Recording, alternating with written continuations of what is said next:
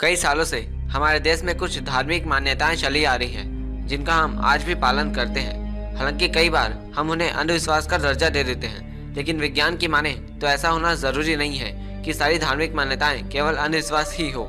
कई बार घर के बड़े बुजुर्ग भी इन्हें न मानने पर टोक देते हैं। मिसाल के तौर पर काली बिल्ली का रास्ता काटना, नींबू मिर्च को लटकाना और मंदिर की घंटी बजाना इत्यादि।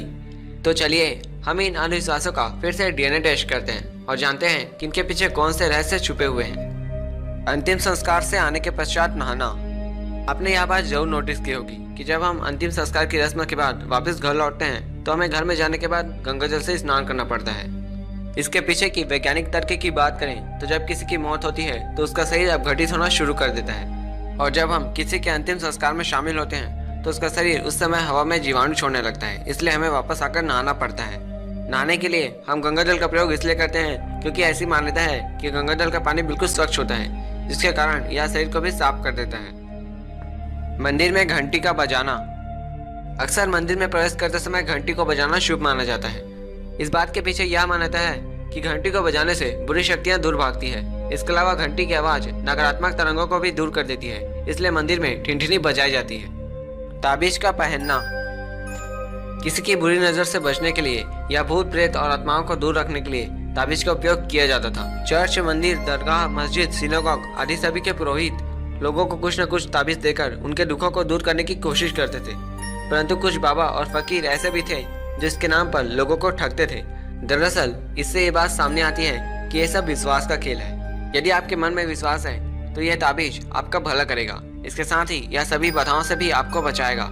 ये भी मान्यता है कि जो लोग ताबीज पहनकर शराब और नशा करते हैं उनका जीवन कष्टमय हो जाता है। भभूति का प्रयोग।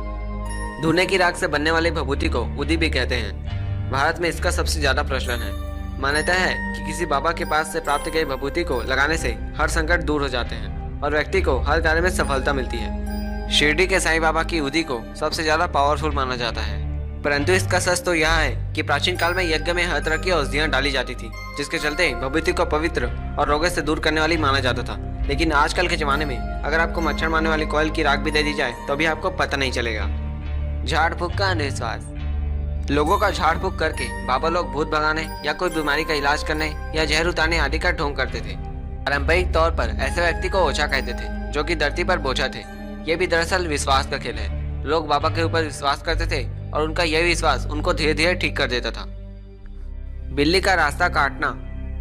आपने इसके बारे में तो बहुत सुना होगा, पर सवाल यहाँ पर है कि यह शुभ है या अशुभ है। इसके पीछे की लॉजिक बड़ी इंटरेस्टिंग है। आपने एक बात जरूर सुनी होगी कि भूकंप या सुनामी के आने के पहले से ही जानवरों को इसके बारे में पता चल चुका होता है। इसी के आधार पर यह बात आगे बढ़ी है कि जब बिल्ली रास्ता काटती है तो वह हमें आगे जाने से रोकती है ताकि हमारी सुरक्षा हो सके।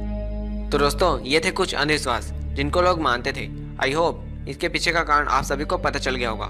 मैंने अंधविश्वास के ऊपर और भी वीडियो बनाई हुई है जो आपको आई बटन पर देखने को मिल जाएगी। तो मिलता हूँ आपसे अगले वीडियो में, तब तक के लिए बाय बाय।